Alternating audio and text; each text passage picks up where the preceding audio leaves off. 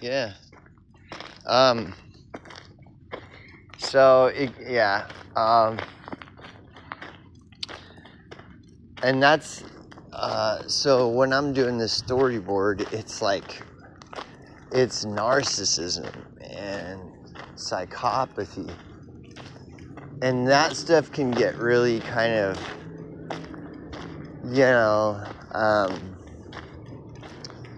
I don't know what would be the word. Maybe like boring, or not boring. I don't know. But it's unavoidable, you know.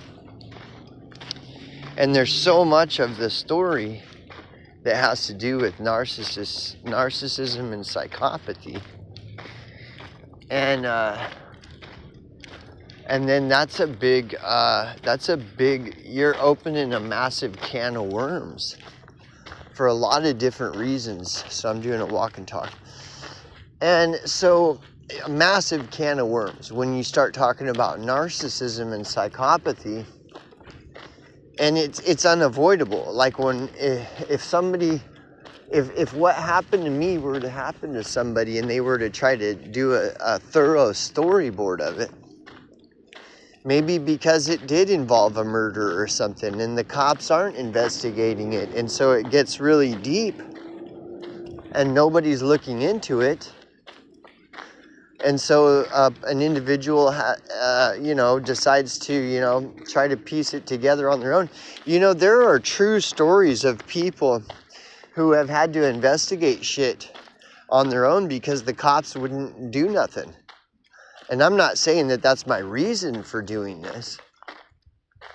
What was these things happen in the real world where there'll be some murder or something and the cops aren't doing nothing about it. And so then people that are aware, have some kind of awareness of what's going on, end up having to take it on themselves or choosing to, because it's so unbelievable that the cops wouldn't do anything, Anyways, and when you're talking about, murder, especially, it can involve psychopathy. Especially if it's, and then you got like relationships with people. How often do we see when there's a bad breakup between two people, then the accusations of narcissism start flying, But unfortunately, the thing is that if narcissism really is a big part of an experience, then how do you avoid talking about it? Unless you're just going to avoid the whole thing altogether and just be like, fuck it, I'm not going to be trying to tell anybody what happened to me, because who's going to believe me, And, and narcissism is a very, very crazy thing, because for so many different reasons. One of them being, a typical narcissist thing to do is to accuse the victim of being the narcissist. And when there's so little understanding of narcissism, the term narcissist is so abused, it's thrown around like whatever. And it's so easy to be accused of being narcissist because everybody has narcissistic traits. A full-blown narcissist uses all these things to their advantage. So if you have a close encounter with a full-blown narcissist and then it goes sour, I guarantee you 100% the full-blown narcissist is going to be accusing you of being a narcissist and telling everyone that you're a narcissist. And a lot of times that person himself lacks so much self-awareness that they don't even know that they themselves are a narcissist. And that's why I was really getting into talking about shadow integration and stuff, because, a lot of it, one reason is because I drank the Kool-Aid on the, on the fucking, on the 12 step shit, And the 12 steps is all about doing an inventory of oneself and looking at oneself and addressing all these narcissistic traits that alcoholics and addicts have. But the thing is everybody has them. I mean, dude, somebody point out to me a person that isn't a potential narcissist, because everybody has narcissistic traits. Everybody likes to feel a little bit superior to other people. Everybody. So it's kind of just unavoidable, you know. So then it takes me back to, you know, why even do this? Why even do this? And I guess it's more just for me. I think there are some good reasons to do it, including, you know, the murder, arson, you know, all this criminal shit that all these people got away with. Justice, man. Justice is important to me. I remember one of my crazy friends, when I told him about what was going on, he got super pissed. One of the ones that actually believed me, he was getting pissed. And he was like, fuck those motherfuckers. He's like, fight the good fight. Stay there. Fuck them up, dude. Stand your fucking ground. Fight the good fight. You know, that's another reason, you know. You know? Oh, it's those age-old adages like, the only thing for evil to achieve is for good men to do nothing, you know? If people are doing evil shit and nobody's doing or saying anything about it, well, what do you expect, you know?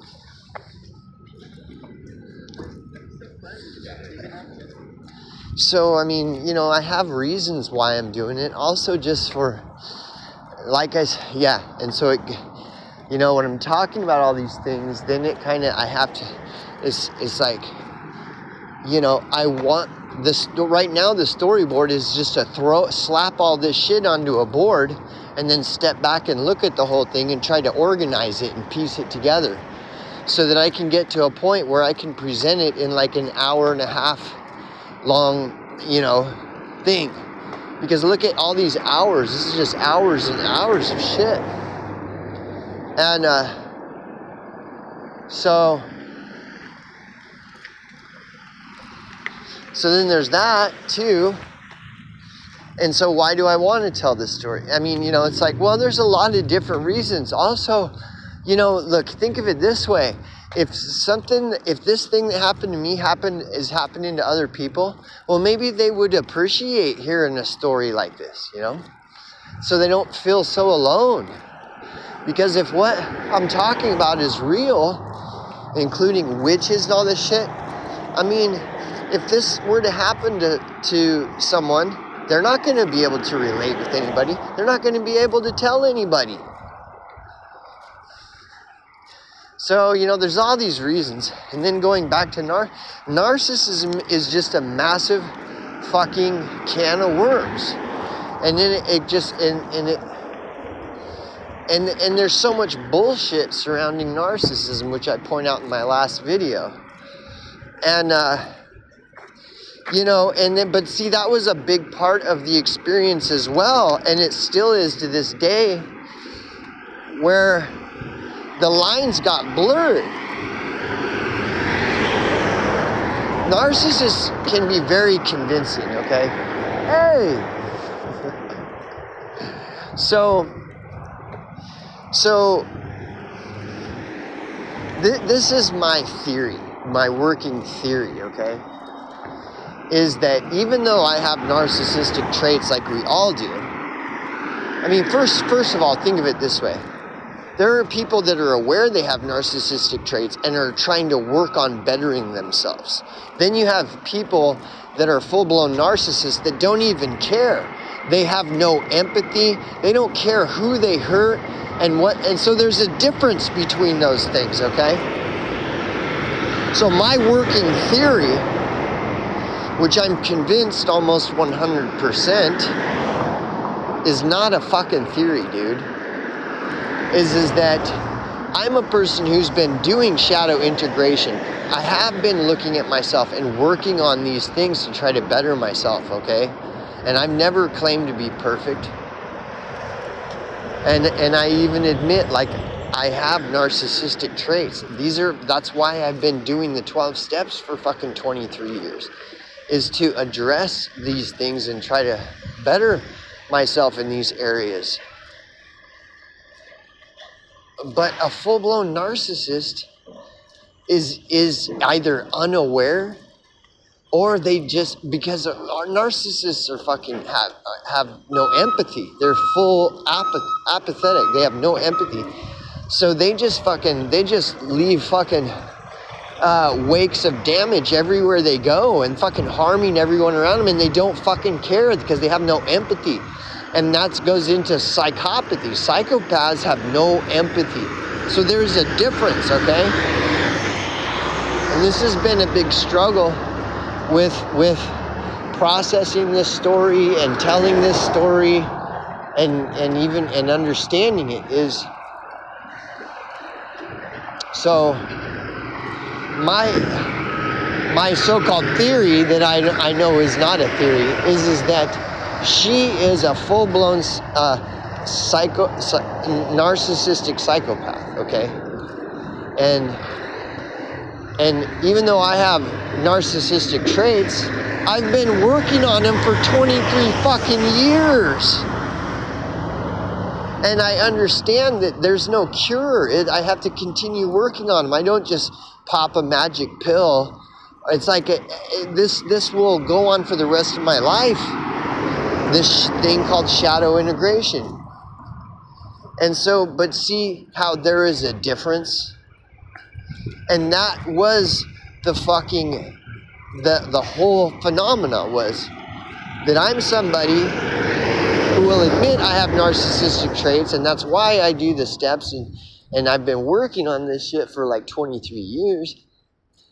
Whereas this person is a total fucking full-blown fucking narcissistic psychopath who was demon fucking possessed, casting fucking witch spells and shit, and went totally fucking nuclear, and it involved murder and arson and death threats.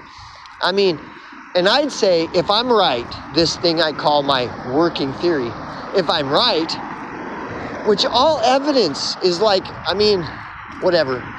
If I'm right, well then this is an important story. It's an important fucking story. And if I also have another theory, if this is happening more and more, which I'm not the only person saying that this type of phenomena is increasing more and more, where people are just fucking shitting the bed, whether it's from the jibby jabs or whatever, people are fucking acting more and more demon possessed and psychotic and shit.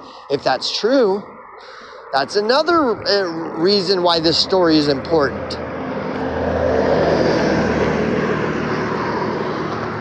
And it's not so much the storyboard that's important. The importance is using the storyboard to be able to consolidate and condense and present this story in as accurate of a way as possible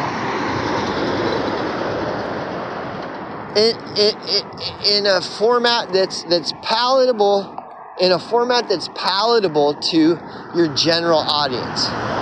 Because hours and hours and hours of a fucking clusterfuck storyboard is not going to be that effective.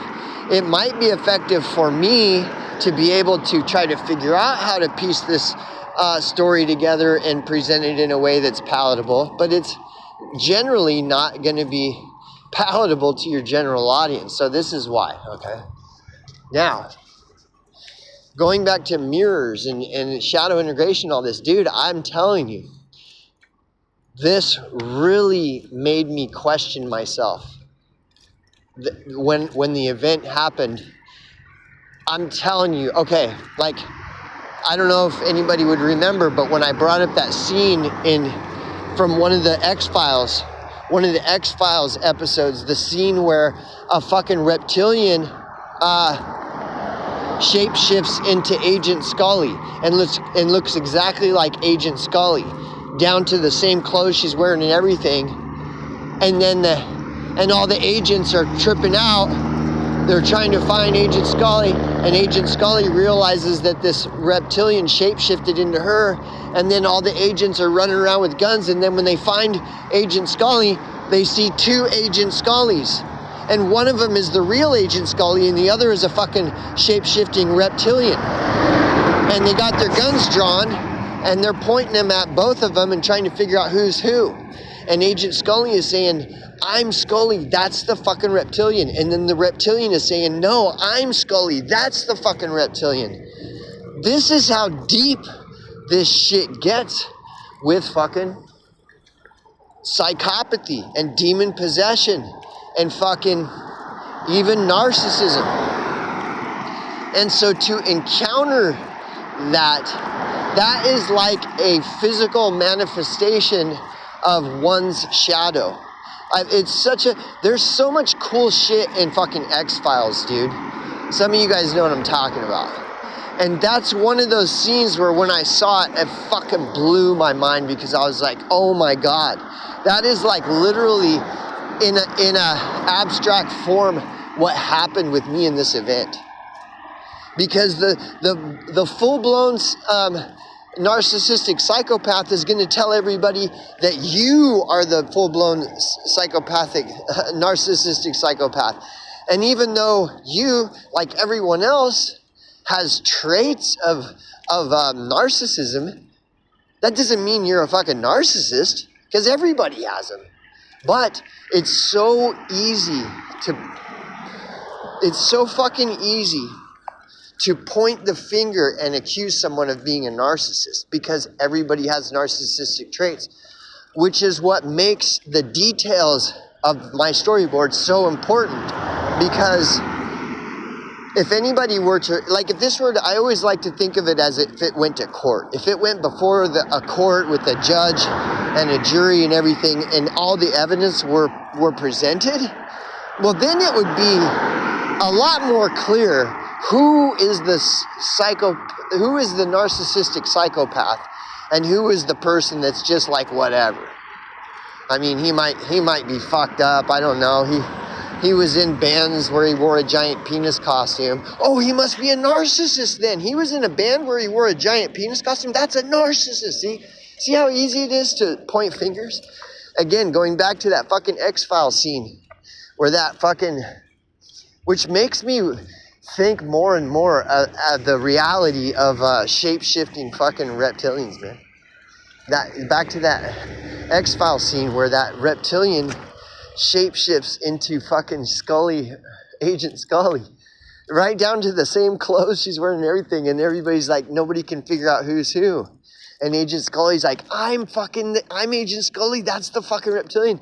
And the reptilian's like, no, I'm Agent Scully, that's the fucking reptilian. Dude, and that's how deep this shit goes. Like, this shit gets manifested in reality, man. And then when a person is confronted with it like I was, it really is, it's like encountering a physical manifestation of one's own shadow archetype, which is why I'm so intrigued by shadow integration and shadow archetypes and stuff, because it's like, oh my God, dude, it's so insane. And the more you do research on like the shadow archetype and shadow integration, you know, these people that are have a more advanced understanding of this stuff will talk about how a person can actually encounter a physical manifestation of their shadow archetype. But all that is a person who has allowed their dark side to take over. We all have a dark side. But the person that allows themselves to be dominated by their dark side is like a physical manifestation of the darkness within us all. And when you see that, it gets as fucking crazy as that scene in the X-Files where it's like, I'm Agent Scully, that's the fucking... It's like, no, I'm Agent Scully. It's fucking insane, dude. It's so fucking crazy. And to encounter a physical manifestations of one's shadow is a blessing in disguise. because it's a sign of growth. Not that I'm patting myself on the back or nothing, because I just, but to me it's crazy. It's like, it was just so fucking insane. But anyways, I'll just end it there.